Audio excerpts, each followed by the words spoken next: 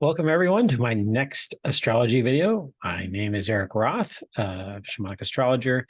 I'm here to talk about what's upcoming in astrological alignments, aspects, and other things of note to ponder and to consider and to work with in your own personal life. And so we're going to be getting right into it. This is going to be episode 49 of Signs, Planets, and Stellar Rhythms. So let's get going.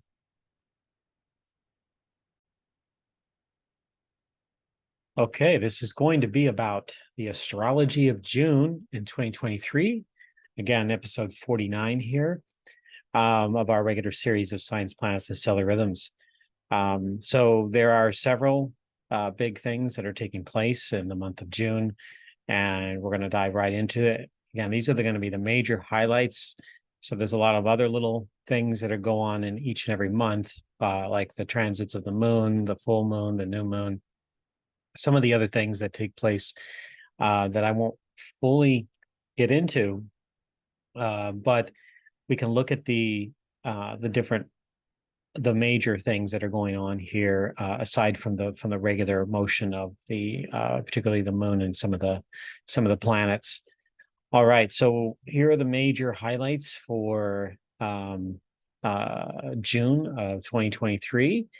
So we've got two planets that are stationing retrograde in June. One here, Saturn, in the middle of the month, and then another one at the end of the month, Neptune.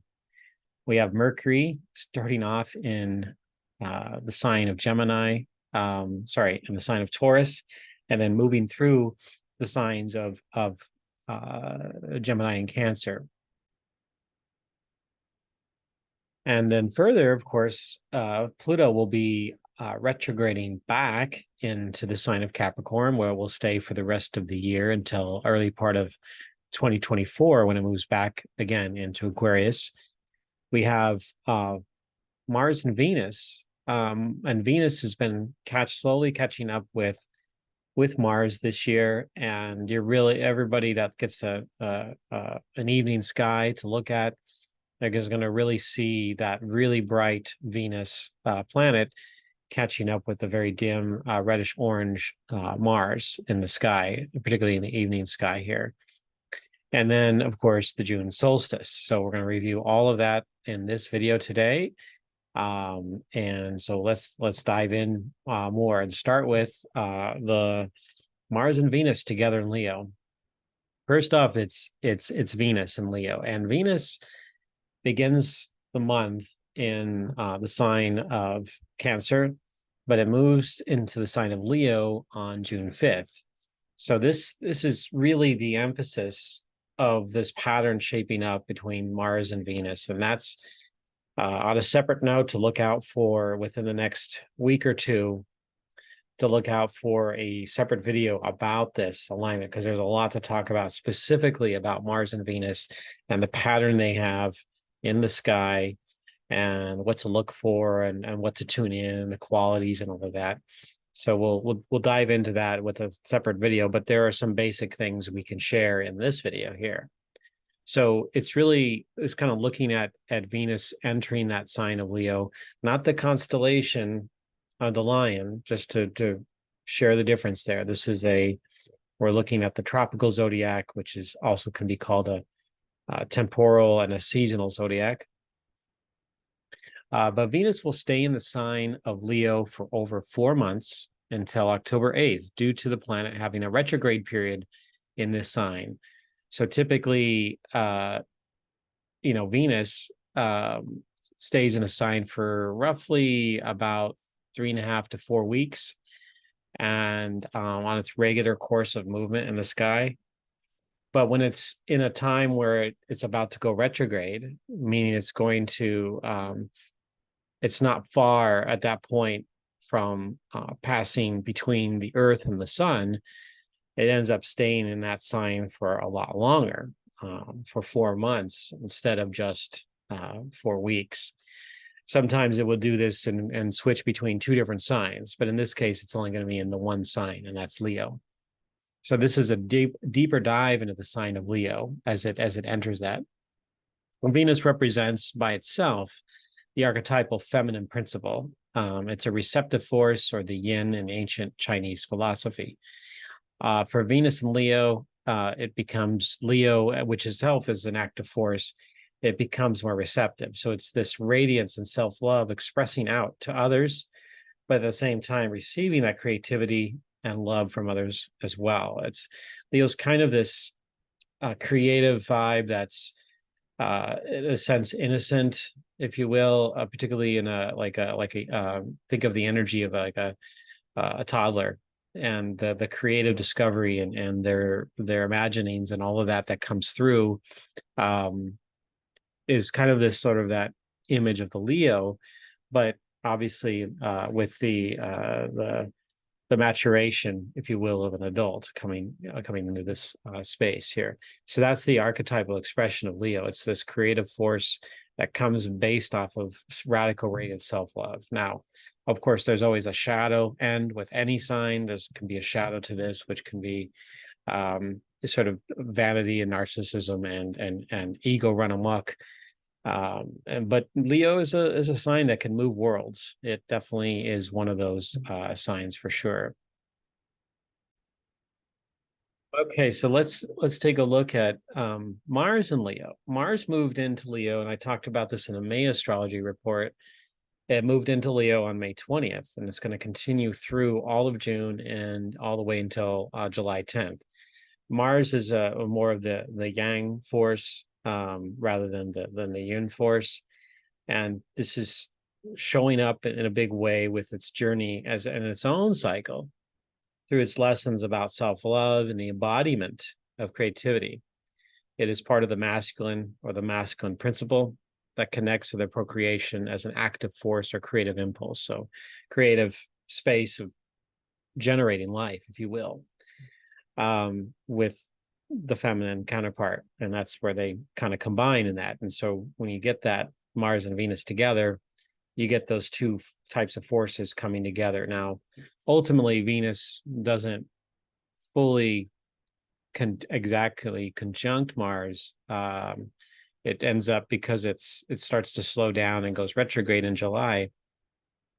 You will have them close together, but they won't be exact. So astrologically, this is the voice and presence of the masculine for Mars can be amplified during this time, and just in a way with the feminine as well. So Leo tends to be part of a small number of signs where ego becomes a priority, both healthy and not so healthy.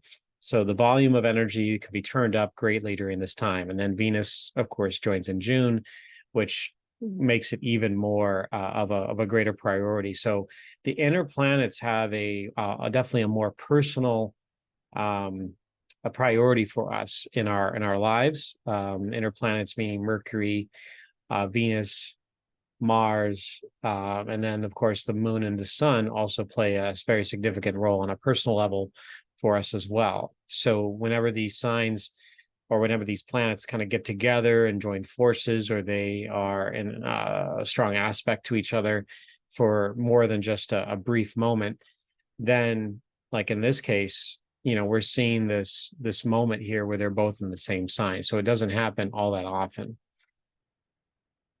And this is just another preview of the video that I'll make around this more. So Venus and Mars gather in the evening sky. So during this period, Mars and Venus symbolize this, together, this creatrix, the embodiment of creativity itself through self-love. The creative essence opens the environment for humanity to tap into its own creative radiance, to simply become. At its core, it can help us get in touch with a deeper and intuitive understanding of what self-love means to us all individually, and then also on a collective level for humanity. There's also an evolution into Virgo through the image of the Sphinx that relates to the star Regulus. And this is going to be much more when we get into July. So again, this is just a preview of upcoming things. And the unincorporated shadow of all of this, it could lead to more egoic identification, vanity, and selfish responses. So that's more of the sort of the unhealthy part of that. But it may also create further division in the collaboration potential of the masculine and feminine. So there's a potential for creativity to be collaborated on between the masculine and feminine, all the shades in between the masculine and feminine. But there's also that equally potential for further division, and it's all about me, it's all about this, it's all about my vision, not yours, instead of the hey, we can combine our visions, we can look at that and both shine together and have this powerful creative force. So yeah, both things are true, both things could potentially happen. So this is a matter of us being conscious of this as we move into this time period. And I say June 3rd, between June 3rd and July 24th, because that's when Mars and Venus are within 10 degrees of each other during that entire time for several weeks. So 10 degrees, reason we use that is that that's more on a shamanic level. It's when they look close together experientially. So if you have, looking at the night sky and you extend your arm with a closed hand, and that's between knuckle to one end of the knuckle to the knuckle on the other side of the hand where the thumb is, that's approximately 10 degrees of space. So it's kind of a ballpark 10 degrees. So you can get that measurement then, and they're going to be hanging out for several weeks together. So it's really an important time. Whenever Mars and Venus get together, it's always an important time for us personally. And then there are those out there that have perhaps on a personal level, they've got some strong, they have a few personal planets in Leo, maybe their lunar nodes or the sun, moon, or maybe they've got something in the other signs that are of the same modality, meaning Aquarius, which is opposite Leo. We've got Scorpio and Taurus, which will be square Leo. So that is something to look at and to see if maybe perhaps this Venus-Mars alignment is going to be impacting your own life here. All right, let's move on to other things that are happening in June. Pluto on June 11th ingresses back into the sign of Capricorn.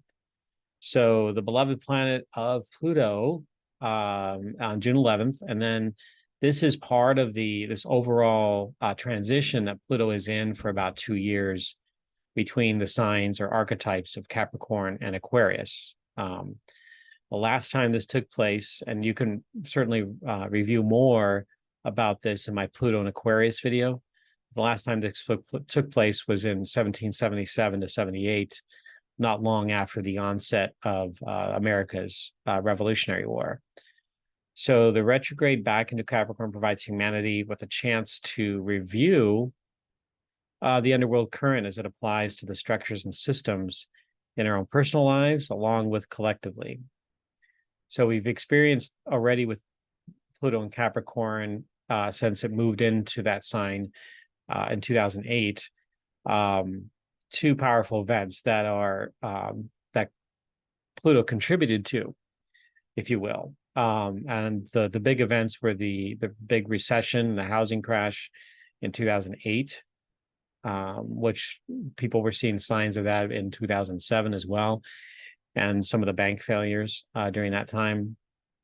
And then the global pandemic that happened in 2020 when Saturn, Jupiter, and Pluto were all in alignment together in the sky, along with the which is not mentioned all that much is Eris. Eris is square to that alignment, and then Mars also played a powerful role in 2020. It was a really unusual collection of planets and what they were doing together in that year. So we got to experience really some really powerful impact on that on a global level. So Pluto will end up moving back into the sign of Aquarius on January 20th, 2024.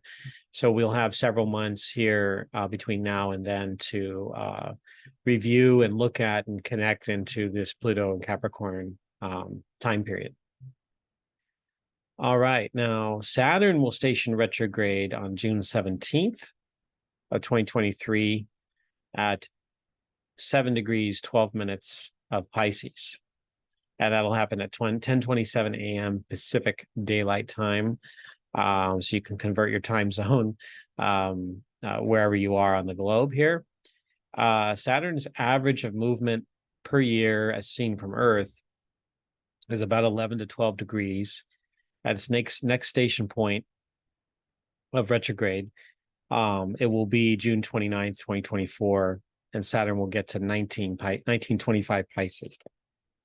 So Saturn gets to 712 Pisces in 2023, and it gets all the way to 1925 Pisces by the end of June of 2024.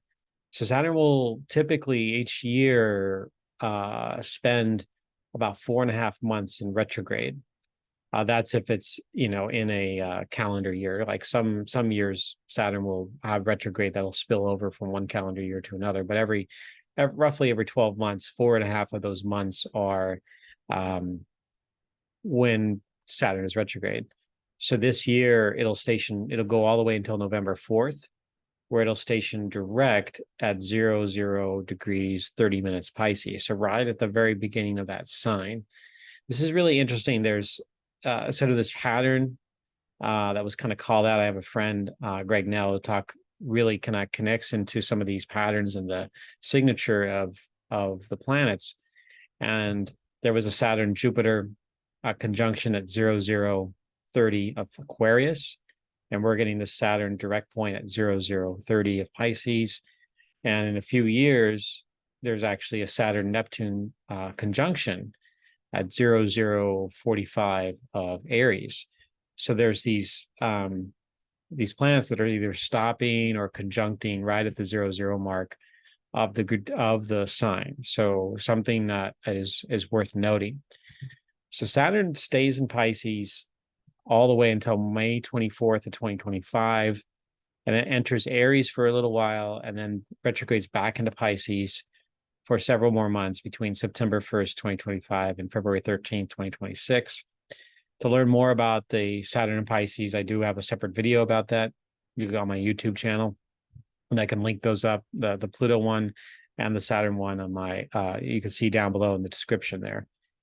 So, but once it gets past February 13th, 2026, it's going to be fully into the sign of Aries. And not long, right around that time, and not long after that time, that's when it moves in a conjunction with Neptune. So that'll be something to be aware of. That'll be a future video. Actually, I'm going to be talking a little bit about that when I talk about Neptune later in this video here towards the end. So Saturn retrograde points for Saturn take us to the emphasis of density, gravity, and rules and laws, similar to regular Saturn, but more intensely experienced. So there's a greater emphasis. And as Saturn retrogrades, it's going to be more of like a review of what this part of the Saturn experience in Pisces has been. So in a way, it moves like we're looking at it moving backwards from apparently moving backwards, but it's a chance for us when it comes to our structures and goals and ambitions and resources to kind of review all of that. For Saturn and Pisces, it also is like, okay, well, what needs to be sacrificed for greater goals? What needs to be let go of? And Pisces is also connected to spirituality, and Saturn can be connected to the structure of religion. So this can come into a place of tension during this time. And we can also ask ourselves, what have we placed our faith into? And it could be just faith into ourselves, faith into God, faith into our experience with whatever we believe in. Is it something that needs to be relooked at, needs to be reevaluated, or is it something that is continue to confirm for us, our place in the universe? June solstice. Coming up here on June 21st at 7:58 a.m. Pacific Daylight Time, 10:58 a.m. Eastern Daylight Time. That's this next solstice coming in. And this is also known as zero Cancer, when the sun moves into the sign of Cancer. So it doesn't matter what the star background is. That's essentially the maximum point of the sun's migration north, and representing that 23.5 degree tilt. So it's from the equator. So as it crossed the equator at the March equinox going north, it's now reached its maximum point north of exact west and east. So this is where it gets to the maximum light in the northern hemisphere and the minimal light in the southern hemisphere. So it's winter in the south and summer in the north. Sort of the really the shortest day of the year in the southern hemisphere and the longest day of the year in the northern hemisphere, but the sunsets and sunrises are gonna still shift. Sometimes there could be we get up a little earlier, a little or a little later, depending on where you are on the globe and sort of if you've got mountains there and how much light you have. It's going to vary very different, vary in some ways dramatically depending on where you are on the planet. So astrologically, this is when the sun reaches the zero Cancer.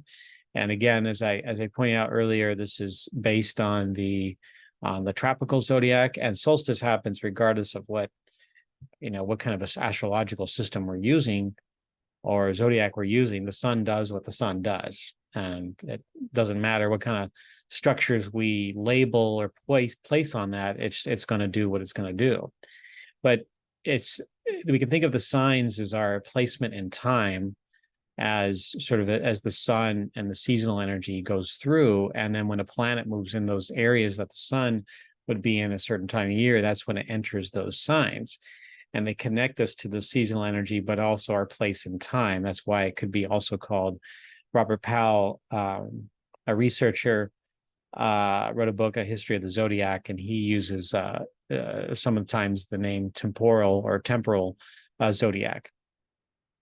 So it's tied to a place in time and season rather than the constellations, although the constellations themselves have really powerful meanings.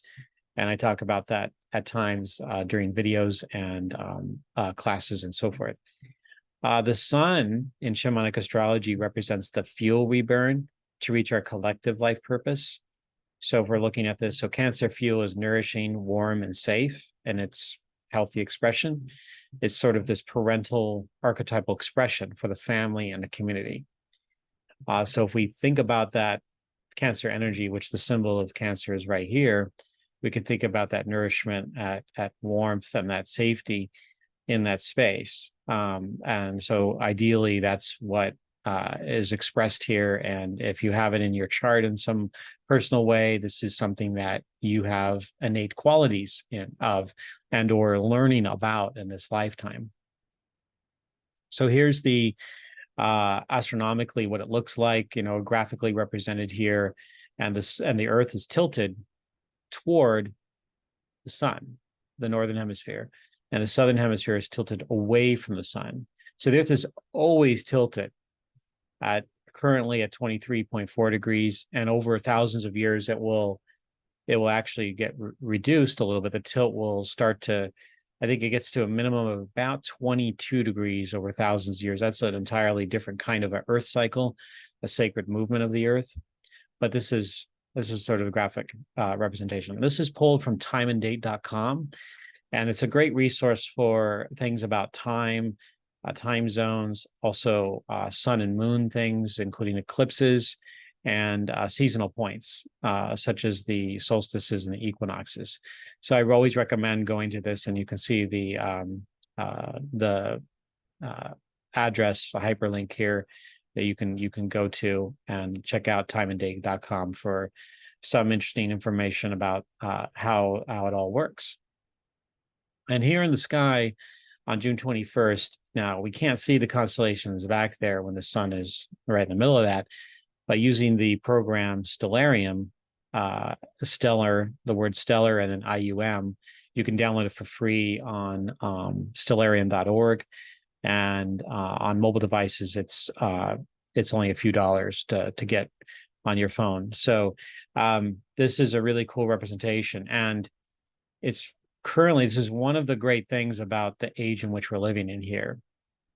It sits right at this point where the hand of Orion, the hunter, sometimes also called the high man, his hand is reaching for, and he's holding the sun, and it's at the feet of the twins, and between the horns of the bull here. And then there's the charioteer, which is part of this setup here. And these stars, Capella, Castor, Pollux, Procyon, Sirius, Rigel, and Pleiades.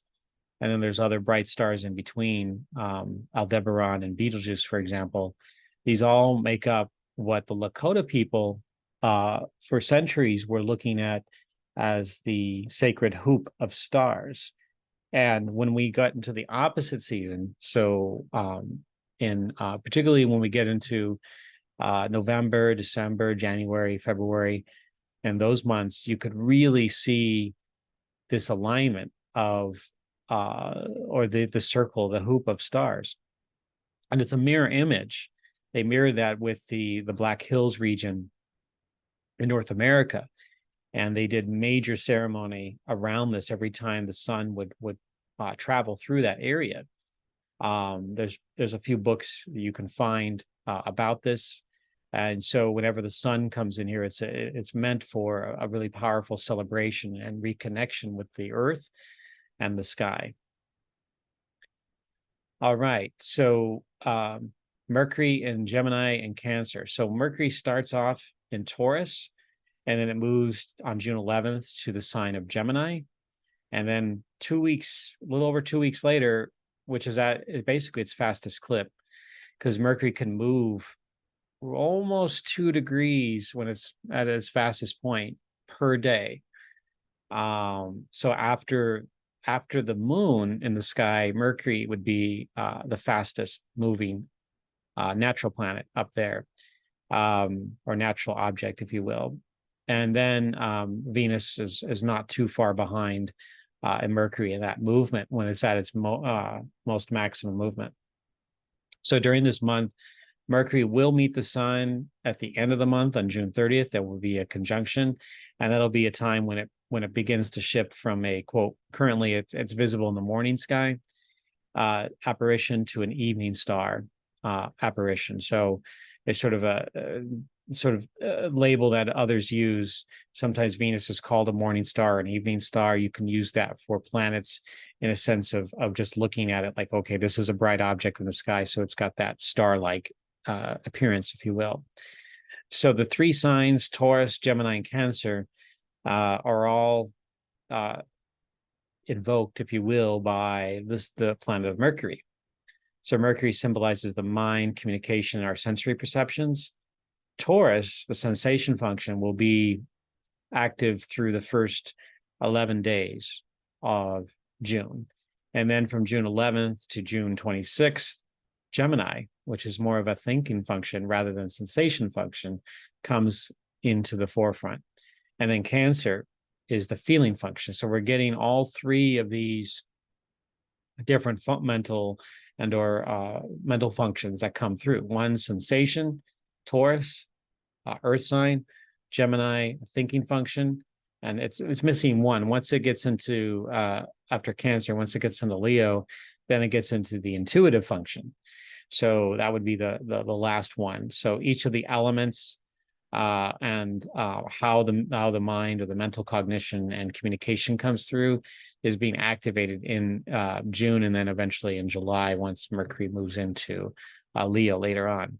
So that is what sort of the environment that is being operated in. Doesn't mean that we all need to think that way as Mercury is doing it, but it's providing an environment, an opportunity to connect into that kind of mode of operating for our mental processes, particularly if you are, if something on your chart is being activated by Mercury's transit through these signs, then you can also connect into that space yourself. And then lastly, we're going to talk about Neptune, which stations retrograde on June 30th. So this all started when Pluto stationed retrograde in April, and then Mercury followed suit, but only stayed retrograde for a little over 3 weeks. And then Saturn will do that in June 17th. And then about less than 2 weeks later, Neptune joins retrograde. So by that point, there'll be 3 major planets that are retrograde: Pluto, Saturn, and then Neptune. So we've got the station point here at 2741 of Pisces. And then now we're less than 2 years away from Neptune going into the sign of Aries. So it's been a long haul since 2011 to 2012 when Neptune started to move into the sign of Pisces. So about every 13 to 14 years, it moves into from one sign to the next sign, and it gains about 2.25 degrees each year. So it moves fairly slowly. Neptune stays with retrograde longer than Saturn. Saturn is 4.5 months it stays retrograde, and Neptune stays retrograde for about 5 months and a week. And then in 2023 and 2024, and a little bit in 2025, there's an overlap of Saturn and Neptune in the sign of Pisces. And ultimately, this can create a challenge regarding reality and dreams, where form and illusion meet up in this dynamic of planets. There can be a propensity to lead up of near and eventual conjunction where dreams dissolve away while the center of reality also shifts beyond what may be or may though as if it were possible in our lives. So we have reality and dreams and mysticism and illusion and form and resources and structure all kind of blending together. And this is where we get some really interesting and unpredictable effects from that. So when you think things might be completely true and you're right on target, and then Neptune comes in and it dissolves things. But then sometimes if Saturn's there too, it might be able to stick around. It might like partially dissolve and then end up forming a different kind of reality and a different trajectory for yourself in this combination of Saturn and Neptune. And one of the things that Dan Giamario pointed out to me was the combination of Saturn and Neptune is impossible, dreaming the impossible. You know, what is impossible, it could come into form and function, spirit into matter. So dreaming the impossible dream is from that a song that was from the man from La Mancha, and based on the sort of a fictional story based on another fictional story of the Don Quixote story written by Cervantes. So I, for whatever reason, I'm drawing a blank on the author, but anyway, it's something that is really weird. And when they get together, particularly in 2025 and 2026, that's when that whole thing's going to kind of come in more and more. Like there's already a little bit of that happening because Saturn has moved into Pisces, but there will be more of that coming up in a few years. So in the sky, Neptune, you can see it's not quite getting into that March equinox point, which is the 0 Aries point. So it's almost there. And Saturn just not long ago moved into Pisces, the sign of Pisces, which is right over here. So it's moving this way, heading through the 30-degree markers to get there. And then Aries goes all the way to this point, this 30-degree mark, and that's when it moves into Taurus. We can see now Neptune is not visible to the naked eye. I've got it here labeled just for reference purposes, but Jupiter will be there between the Ram and Plow constellation here, and then there's Cetus, the whale sea creature below that one, and Saturn here is in the Water Bear and above the star Fomalhaut. Again, this is early morning, and you would need a powerful telescope to see it. You could use a small telescope. You'd be able to see Neptune right in that area. But Saturn and Jupiter will be visible. And again, this is the early morning sky, and they're sort of the fish constellations strongly between Jupiter and Saturn at this point there. All right. That would be all that I have for you. Thank you for watching, and like and subscribe if it's something that you want to see more of, or share with others that might be interested in learning more about astrology. And I'm I'm a professional astrologer, so I do personal astrology readings, classes, events, and astrocartography. And you can reach me at inspiralnexus@gmail.com or my website, inspiralnexus.com. I also do online courses with Kaylin Castell at mystaralchemy.com. And then I'm in the process of potentially launching a new school.